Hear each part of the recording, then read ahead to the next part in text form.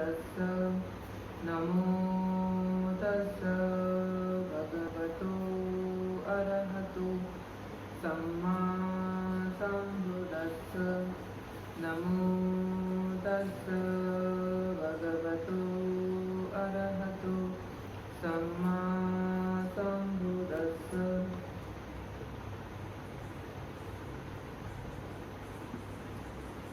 आज पूर्णिमा है और इस पूर्णिमा के अवसर पर हम उपोषण इसका महत्व जानेंगे। उपवास और उपोषण इसमें क्या डिफरेंस है ये भी हम जानेंगे। उपोषण भगवान बुद्ध ने मनुष्य जाति के कल्याण के लिए, सुख के लिए और दुख मुक्ति के मार्ग को प्राप्त करने के लिए शील बहुत इम्पोर्टेंस कहा है। तो उसमें ही शील में 5 शील भी आते हैं, 8 शील भी आते हैं, 10 शील भी आते हैं। इसके अलावा विको के शील भी इसमें आते हैं और शील से ही कोई मनुष्य श्रेष्ठ समझा जाता है। 5 शील पालन करने वाला मनुष्य हो और शील के लिए कोई जाति धर्म के लिए कोई भेद नहीं है कि बुद्धिस्ट लोगों ने शील पालन करना चाहिए। कोई भी संप्रदाय, कोई भी धर्म का व्यक्ति शील पालन कर सकता है। जिसे दुख की मुक्ति चाहिए, जो निब्बाण प्राप्त करना चाहता है, जो सुगति प्राप्त करना चाहता है, ऐसे व्यक्ति ने शील पालन करना चाहिए। तो 5 शील बहुत महत्वपूर्ण है मनुष्य जाति के लिए, गृहस्थ लोगों के लिए। अब ये संसार जीवन दुख और सुख से भरा हुआ है। तो संसार जीवन में अगर कोई मनुष्य, स्त्री हो, पुरुष हो, बेटा हो, बेटी हो, माता हो, पिता हो, तो कोई भी शील का पालन करता है तो संसार जीवन से दुख भोगने की जरूरत नहीं होती है। उसका संसार जीवन बहुत अच्छी तरह बीतता है। उसके ऊपर 8 शील है। तो 8 शील पालन करने वाला मनुष्य 5 शील पालन करने वाले मनुष्य से श्रेष्ठ होता है, क्योंकि शील ज्यादा है और शील ज्यादा होने के कारण उसका इम्पोर्टेंस भी ज्यादा है, उसका पुण्य भी बढ़ता है। तो इसीलिए उससे भी जागरूक रहने वाला इंसान 8 शील पालन करता है। 8 शील उपोषण में आते हैं और ये उपोषण पालन करने वाला इंसान भी बहुत श्रेष्ठ समझा जाता है। उसके ऊपर 10 शील जो सामने के लिए होते हैं, अनागारिका, ऐसे लोग भी ये शील पालन कर सकते हैं। 8 शील से बहुत इम्पोर्टेंट, महत्वपूर्ण 10 शील वाला व्यक्ति है, क्योंकि शीलों से ही उसका आचरण समझा जाता है।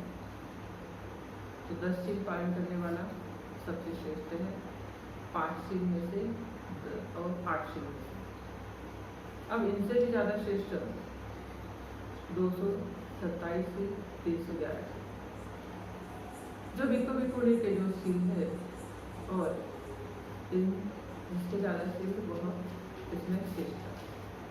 इनसे ही भगवान बुद्ध ने श्रेष्ठत्व बताई है, क्योंकि उच्चतम अवस्था प्राप्त करने के लिए हमारे पास शील का होना बहुत जरूरी होता है।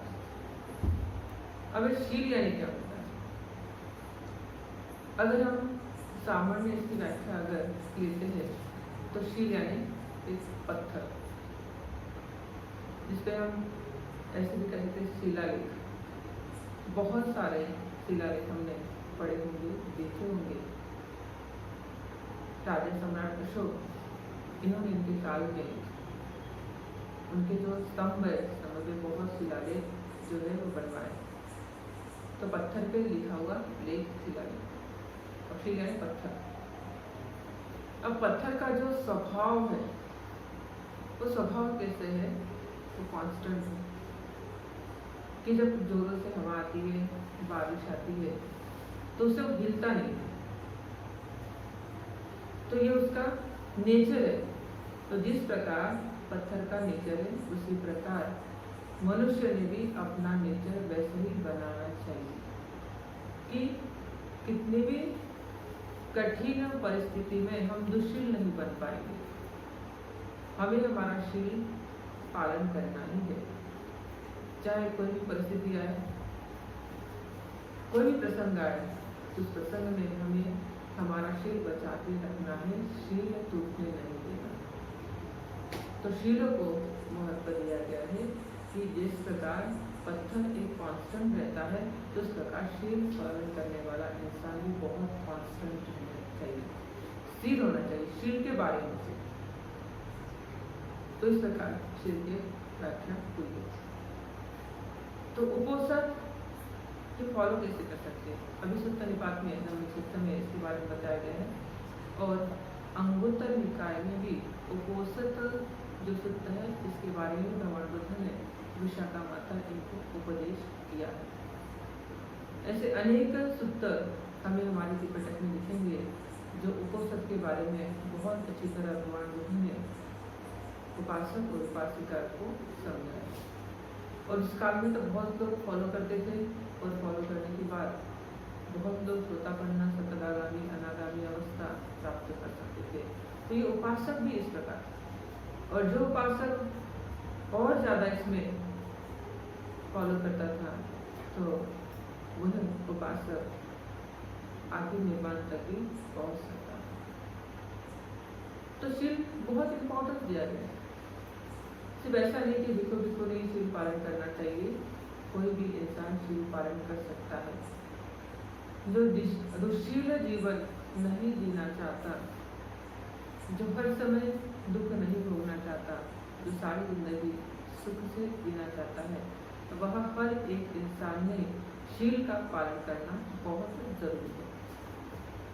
तभी ये 8 शील है। तो 8 शील हमें कब धारण करना चाहिए, यानी कब लेना चाहिए।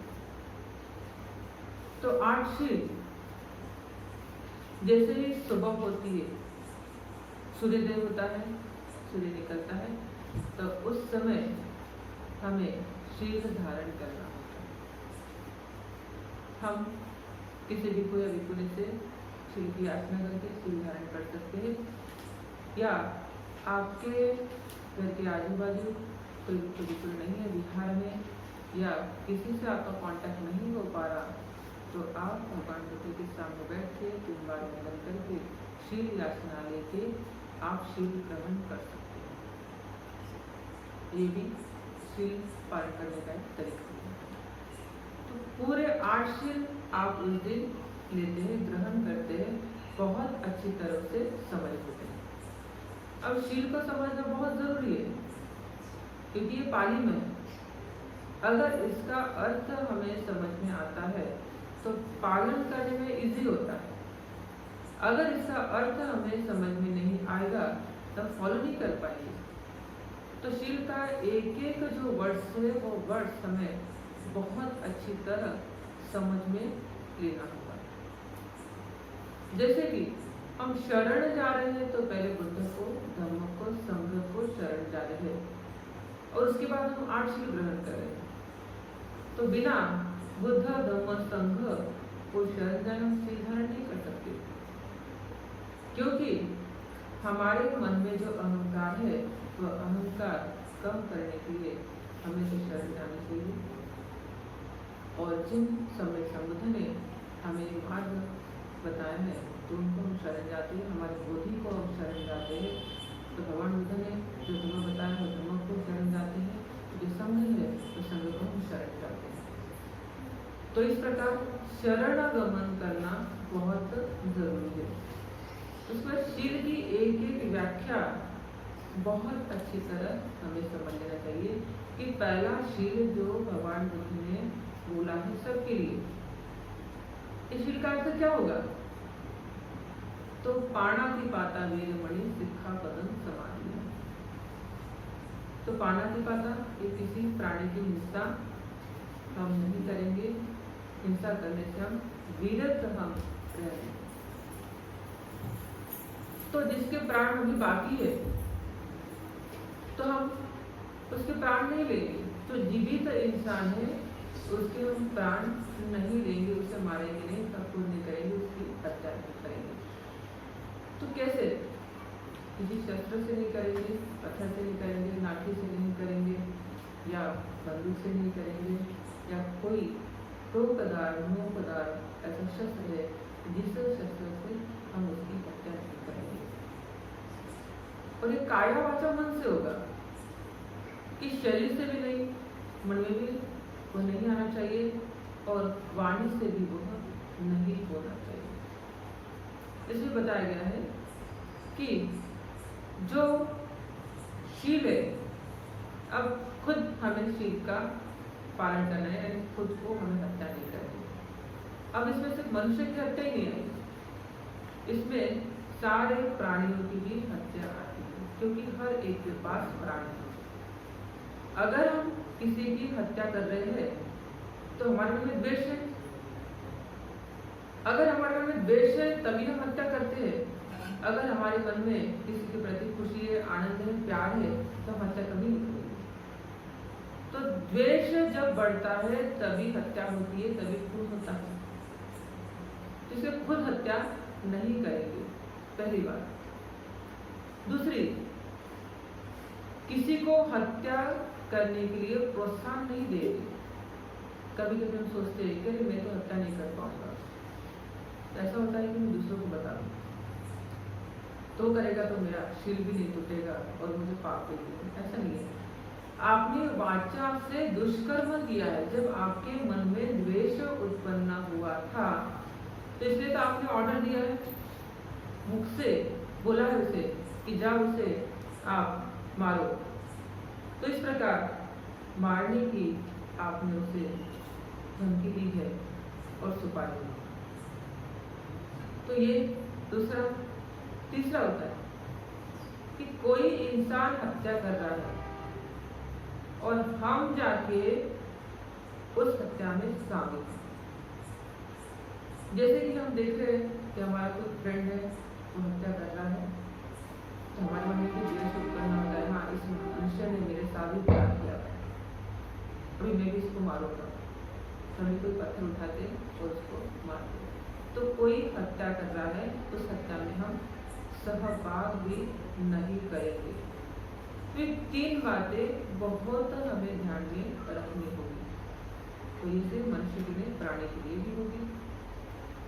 जैसे घर में कोई प्राणी है हमारे, हम खुद नहीं मार सकते, अभी तो हम बोलेंगे कि भगवान बुद्ध ने बताया, हमने पढ़ा है, और आर्य जी ने बताया, बुद्ध जी ने बताया है, अभी हम नहीं मारेंगे। किसी और को, बेटी को या पति को, पत्नी को, घर में किसी को भी हम बोलेंगे वहाँ कॉकरोच है, कॉकरोच का आपको मारो।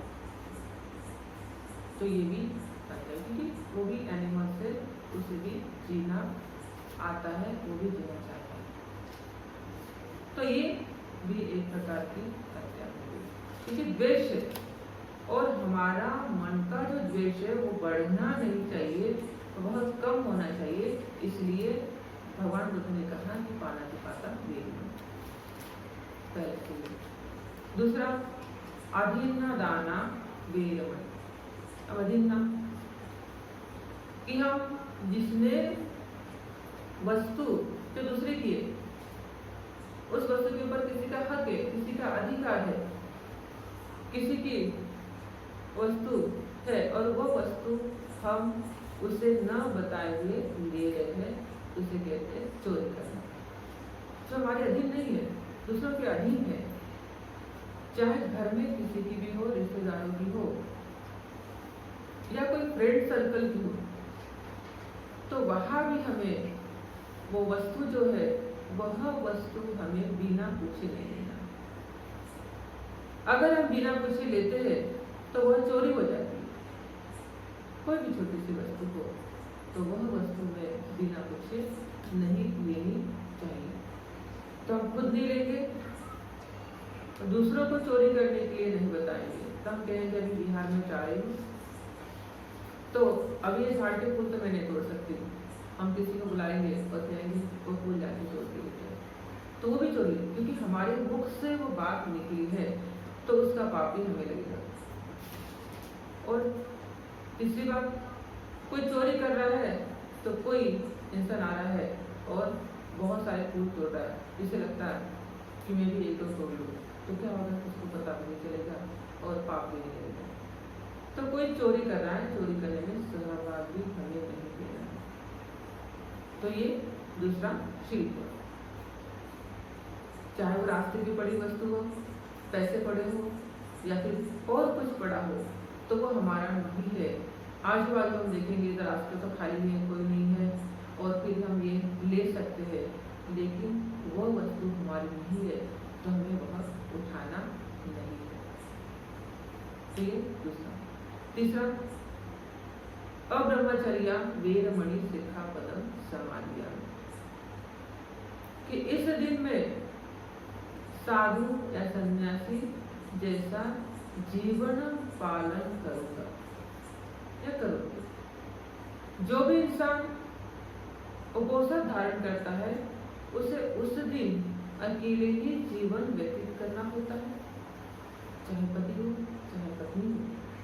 तो इन दोनों को उस दिन सन्यासी बन के जीवन जीना है, शील फॉलो करने के लिए, कि ब्रह्मचर्य का पालन करना है। तो जब हम इस शील को पालन करेंगे तो हमारे मन में त्याग भी दूर करना है। लोभ जो हमारा, लोभ कम करने के लिए इस शील बताया गया। और उसमें जो चोरी है, चोरी भी लोभ मन में उत्पन्न होता है, और जब लोभ उत्पन्न होता है तो बिल्कुल हानि होती है। और यहाँ जो ब्रह्मचर्य है तो यहाँ भी लोभ है। अगर हमें किसी के प्रति आसक्ति, लोभ है, तो ये लोभ हमारा कम होने के लिए ये शील बताया गया। जैसे पति पत्नी को एक दूसरे से बहुत लगाव है और ये लगाव दूर करने से, लगाव यानी एक लोभ ही हो गया है, अटैचमेंट, तो ये अटैचमेंट कम करने के लिए इस शील बताया गया कि जितना आप ये शील का पालन करेंगे तो भविष्य में इसका आपको लाभ होगा। कभी कभी होता है कि पति जल्दी मर जाता है, पत्नी जल्दी मर जाती है, तो शील पालन न करने वाला इंसान क्या करता है, बहुत रोता है और आधी जिंदगी उसके स्मरणार्थ बिताता है, वो ऐसे थी, वो ऐसा था, इस प्रकार बीतते दिन। तो लोभ होने के कारण बहुत दुख होता है जो अपना पार्टनर एक्सपायर होने,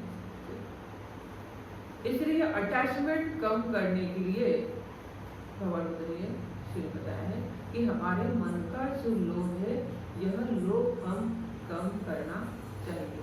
इसलिए ब्रह्मचर्या वेद में तो उस दिन हमें एक बेड में भी नहीं सोना है। जो पति पत्नी इस शील का जो पालन करेंगे, same room same bed use नहीं करना चाहिए। तो इस दिन आप दोनों को विरति उत्पन्न होनी चाहिए। तो जब विरति उत्पन्न होगी शील का पालन होगा। चौथा, मोसावादा वीरमणि सिक्खापदम समाधिया। अब हम झूठ नहीं बोलेंगे, चाहे कितना भी अपमान हो फिर भी झूठ नहीं बोलेंगे। अगर बहुत जरूरी है, किसी की जान अगर बचती है हमारे झूठ बोलने से, तो हम झूठ बोल सकते हैं। लेकिन अगर वैसा कुछ भी नहीं है फिर हम झूठ बोल रहे हैं तो वो वाणी का दुष्कर्म है। तो झूठ द्वेष उत्पन्न होने से भी झूठ बोल सकते हैं, लोभ उत्पन्न होने से भी झूठ इंसान बोलता है। तो मन में का लोभ द्वेष कम करने के लिए हमें सत्य बोलना चाहिए। इसमें आता है कि किसी की हम निंदा नहीं करेंगे। जब निंदा करते हैं झूठ ही आता है, क्योंकि निंदा कभी सच नहीं होती है।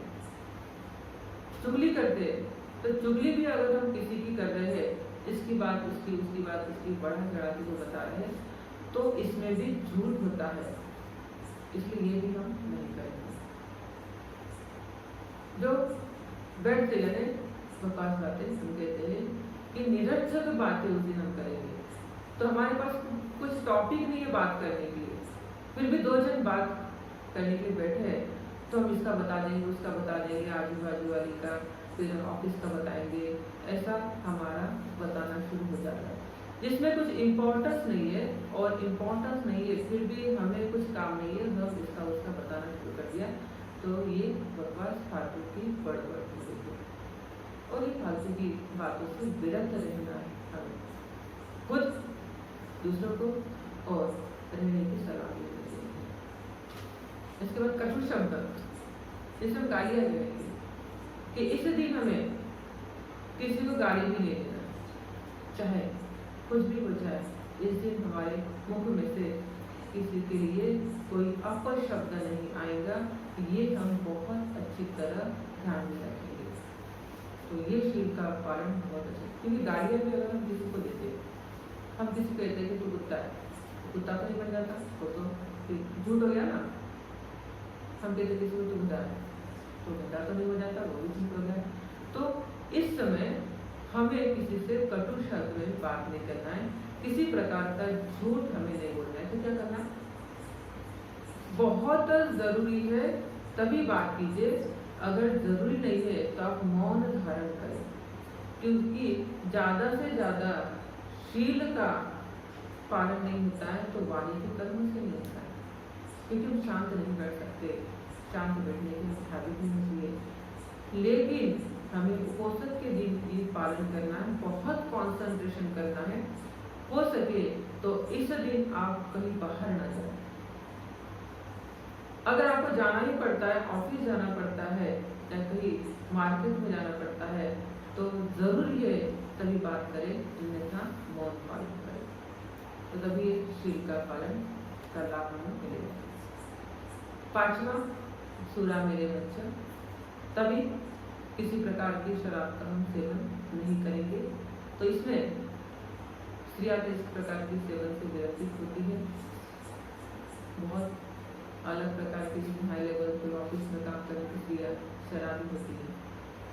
तो इस दिन हमें शराब से दूर रहेंगे, या कोई मादक पदार्थ हो जैसे तंबाकू हो, गुटखा हो, बीड़ी हो, सिगारेट हो और कोई हो, तो इससे हम आज ये दिन इससे विरत रहेंगे, इसका लाभ नहीं लेंगे, इससे दूर रहेंगे, यह हम सेवन नहीं करेंगे। छठवां शील आता है इसमें कि विकाल भोजना वेरमणि सिक्खापदम समाधि। जो काल दिया है हमें, तो उस काल में ही हम भोजन करना है, जो समय है उस समय में ही हमें भोजन करना है। अगर हम काल के समय के बाद अगर हम भोजन करते हैं तो उससे क्या होता है, हमें लाभ नहीं होता है। तो जैसे कि इसमें भी हम विज्ञान को बहुत अच्छी तरह समझ पाते हैं कि भगवान ने विकाल भोजना वेरमणि क्यों कहा गया होगा, क्योंकि अगर हम 12 के बाद भोजन लेते हैं, अगर 12 के बाद भोजन लेते हैं, हीट बहुत बढ़ती है, शरीर में भी हीट है, बाहर भी हीट है, और जब हीट होती है तब हमें सुस्ती आनी शुरू होती है, आलस आना शुरू होता है, और वह भोजन हमारे लिए बहुत हेवी होता है, जिससे हम ध्यान साधना नहीं कर सकते, शील पालन करना कठिन हो जाता है। आलस में धम्म पढ़ने के लिए, धम्म सुनने के लिए मन रेडी नहीं होता। इसलिए भोजन का जो समय है, अगर हम 12 बजे से पहले भोजन लेते हैं तो वही उचित समय है। तो इसलिए इसी समय से आप लीजिए। अगर हम उपोषण के दिन ये फॉलो करेंगे तो बहुत लाभ होगा। जैसे मध्य में 4 उपोषण होते हैं, अब पूर्णिमा, अमावस्या, पूर्णिमा की अष्टमी, अमावस्या की अष्टमी, ये 4 दिन बहुत लाभदायक होते हैं। अभी कोई कहेगा अमावस्या तो बहुत अपवित्र है, लेकिन ये भौगोलिक अगर हम दृष्टिकोण से जाते हैं, जियोग्राफिकल, तो इस दिन कुछ चेंजेस होते हैं, जो चेंजेस मनुष्य की शरीर के लिए बहुत अच्छा होता है। तो इसमें बुरा कुछ नहीं है, जिस दिन चांद नहीं दिखता, इसका मतलब ऐसा नहीं है कि मौसम हमारे लिए बुरा होता है।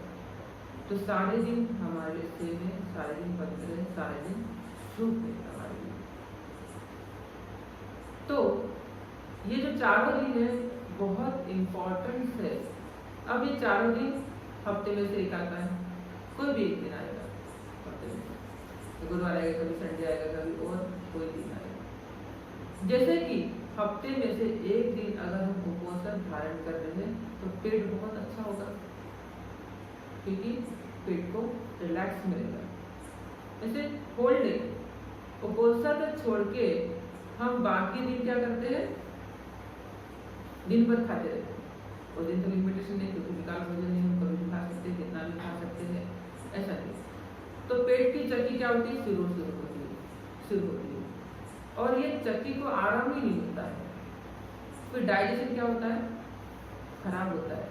डाइजेशन सिस्टम जो होती है हमारी बहुत विकर होती जाती है, जिससे हमें एसिडिटी होती है, अपचन होता है, ढेकार आते हैं और अलग अलग तरह की बहुत सारी बीमारियां हो सकती हैं। लेकिन अगर वीक में से वन डे उपवास धारण करते हैं तो सारी डाइजेशन सिस्टम हमारी ठीक हो जाती है। जैसे कि आप गेहूं पिसाने के लिए चक्की पे जाते हैं आटा लाने के लिए, तो उसे भी वो चक्की वाला एक दिन बंद रखता है। क्यों बंद रखता है, क्योंकि एक दिन उसे ऑयलिंग करता है।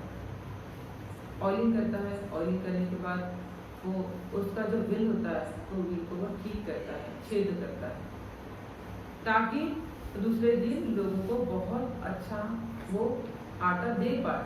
जैसे उनकी डिमांड है उस डिमांड के अनुसार वो उसे आटा दे पाए। इसीलिए वो चक्की को भी एक दिन रेस्ट देता है।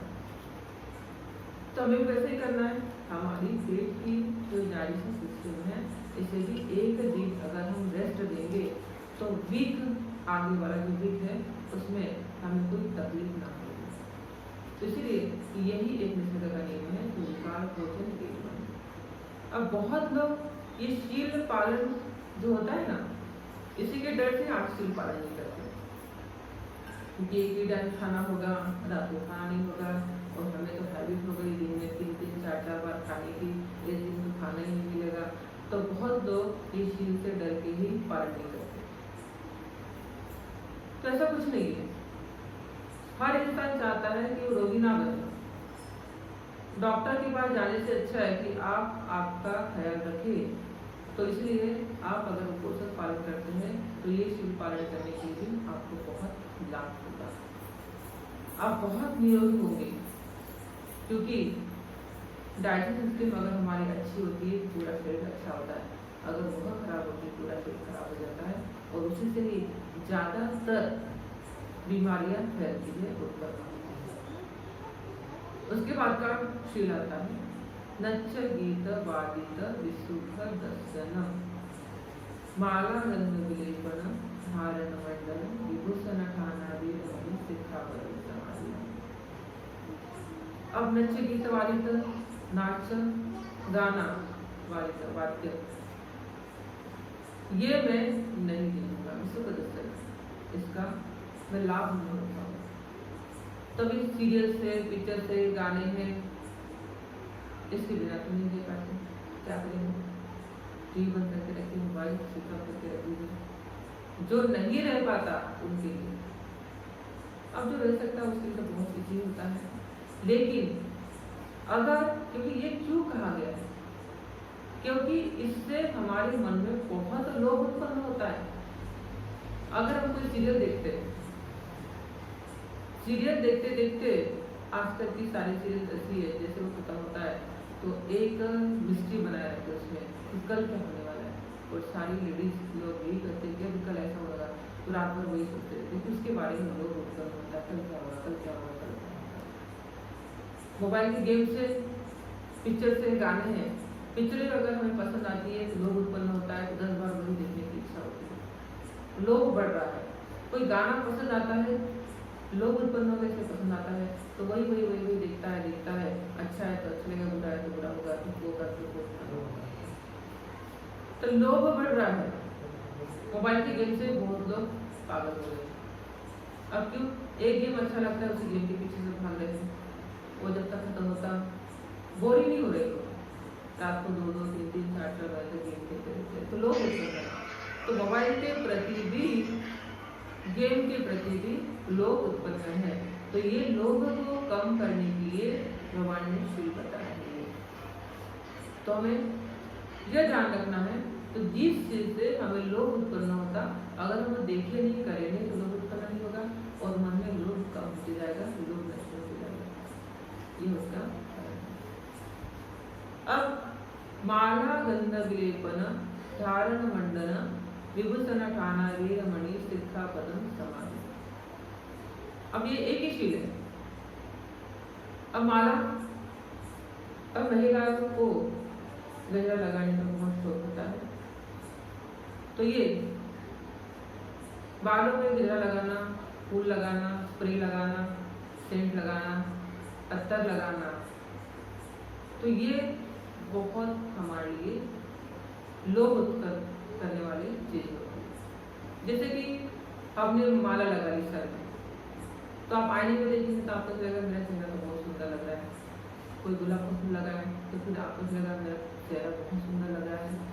तो हमारे मन में हमारे प्रति लोभ उत्पन्न हो रहा है। हम लोभ कम करने की सोच रहे हैं। अगर हम कोई स्प्रे मारते हैं तो वो स्प्रे का सेंट हमें बहुत अच्छा लगता है, हम बाहर जाते हैं, चार लोग पूछते हैं तो बहुत अच्छा मारा है, हमारे मन में लोभ। तो ये लोभ कम करने के लिए शील बताया गया है। अगर हम ये चीजें उस दिन अगर हम इस्तेमाल करते हैं तो लोभ बढ़ेगा, लोभ कम नहीं होगा। इसीलिए लोभ को कम करने के लिए हमें इससे उस दिन ही हमें परे रहना है, दूर रहना है, विरत करना है। दूसरे दिन नहीं, सिर्फ एक दिन प्रयास कीजिए। लास्ट वाला पूजा सेना महासेना वीरमणि शिक्षा पदम समाधि। अब जो ऊंचे आसन है या बैठने के कोई सोफे होते हैं या बिस्तर होता है,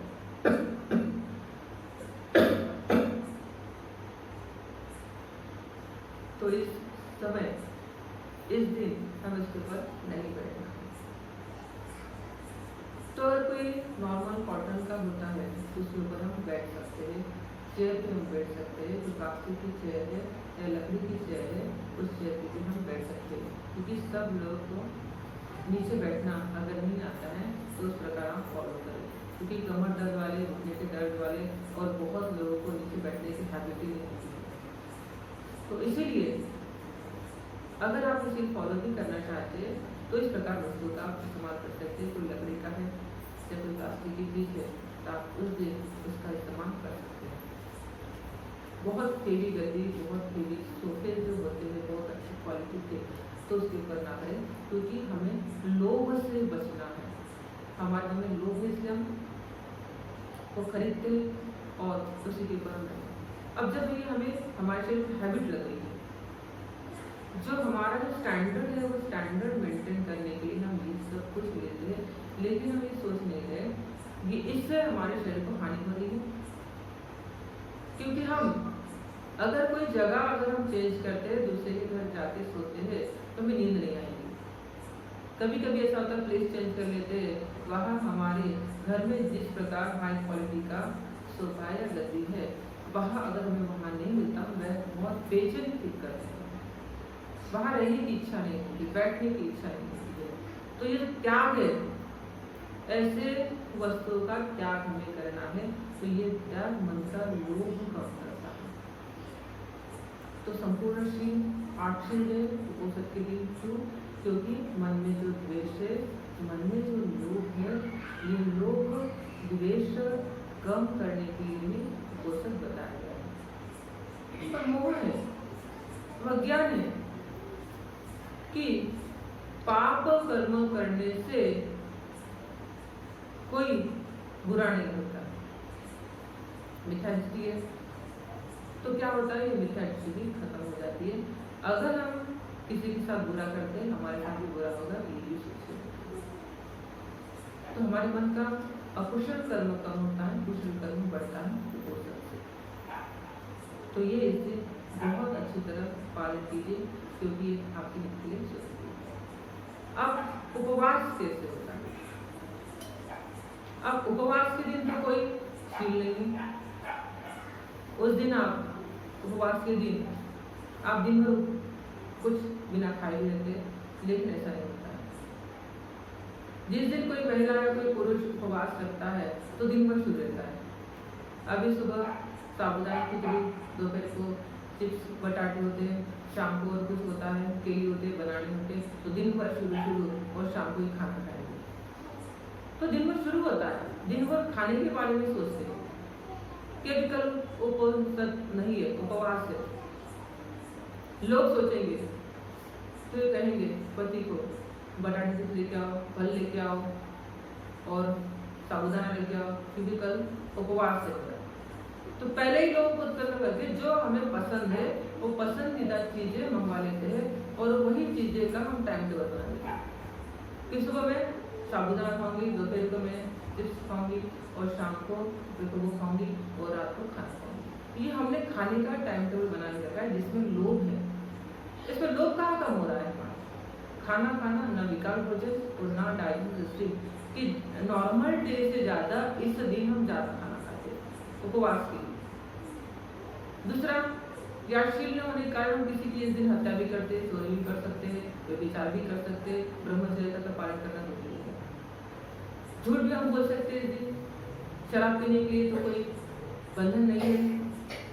और इस दिन तो महिला तो बहुत सज धज के कोई उपवास पालन करती है। अब कैसे करेंगी? गजरा लगाएंगी, फूल लगाएंगी, बहुत सारे गहने पहनेंगे और एक मेरे को देखने के लिए ये मेरे सास ने दिया है, ये मेरे शादी में मिला था, ये मेरे पापा ने दिया था, ये ऐसी साड़ी है, ऐसे गहने बाहर निकाल के दूसरे सहेली को बताते, दूसरे लोग देखने चाहिए, इसलिए उस दिन सज धज करके बाहर जाएंगे। तो खुद के प्रति होने वाला लोभ कम नहीं हो रहा है, आसक्ति कम नहीं हो रही है। अगर वो काली भी है तो भी उस दिन अगर वो सजती है धजती है तो उसे ऐसा लगता है कि मैं बहुत सुंदर हूँ, खुद के प्रति आसक्ति दूर करता है। तो उसने कहा उसके ऐसा भी नहीं बताया कि हाँ, और उपवास में मांगने का एक बहुत अच्छा है। उसके लिए उपवास किया जाता है कि ये देवी देवता मुझे ये चाहिए, इसलिए मैं उपवास कर रही हूँ। अगर मेरा ये संकल्प पूरा हो जाता है तो मैं आपको ये चढ़ाऊंगी, मेरा ये पूरा हो जाता है वह चढ़ाऊंगी। तो ये प्रकार लोभ देवी देवताओं को दिया जाता है। अभी उपोषण में ऐसा कुछ नहीं। दूसरा, इसमें ऐसा भी कहा जाता है मेरी बेटी की शादी हो गई तो ऐसा होगा, बहुत अच्छा होगा, उसके उपवास किया जाता है। अलग अलग डेज होते हैं तो उसके लिए मेरे पति को ज़्यादा पैसे मिलने चाहिए, इसके लिए भी अलग उपवास किया जाता है। तो घर में धन आना चाहिए, बिना कष्ट का धन आना चाहिए, उसके लिए भी अलग एक डे है, वो डे में उपवास किया जाता है।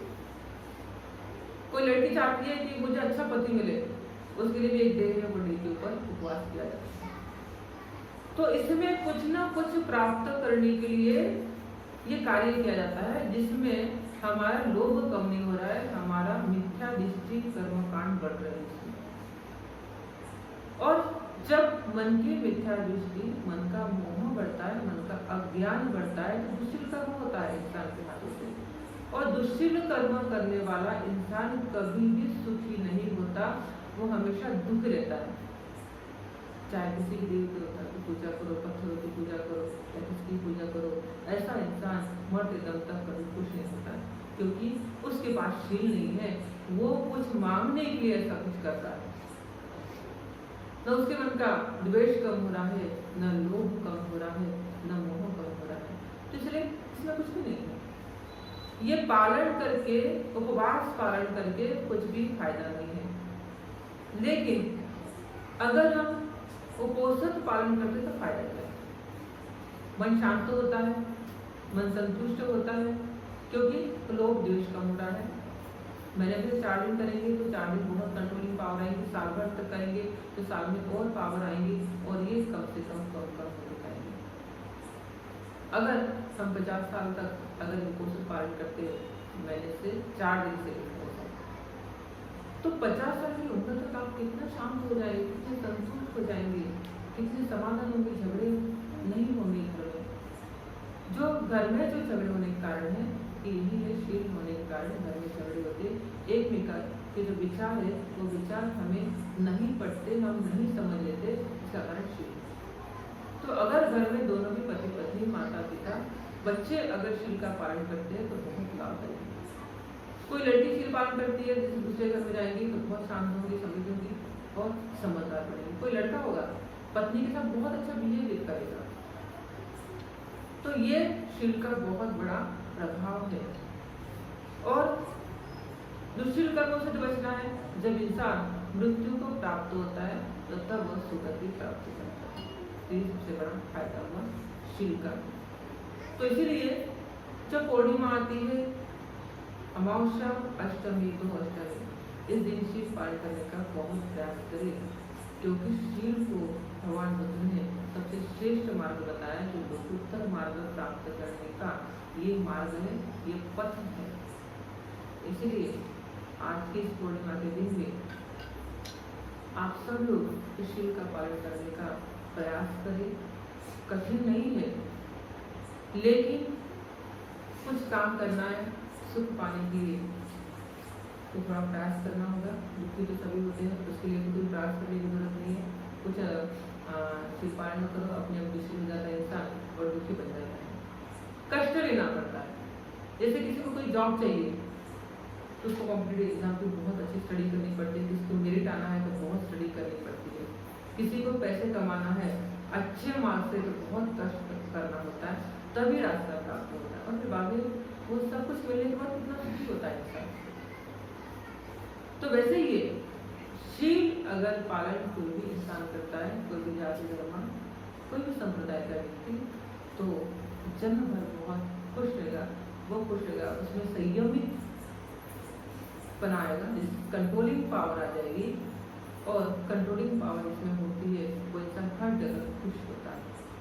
तो इस प्रकार शील का पालन भी आप आज के दिन करें और हर महीने में जो 4 कोर्स आते हैं उस दिन भी करें।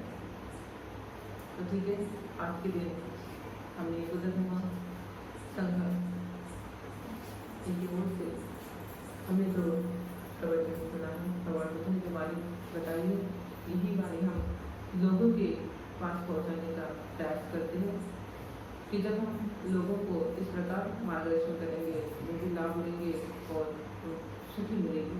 तो जैसे सुख होगा तो दुखों से मुक्ति भी अपने आप कर सकती है। तो बुद्ध धर्म संघ की प्राप्ति सभी का कल्याण हो, सभी का मंगल हो, सभी को आयु आरोग्य सुख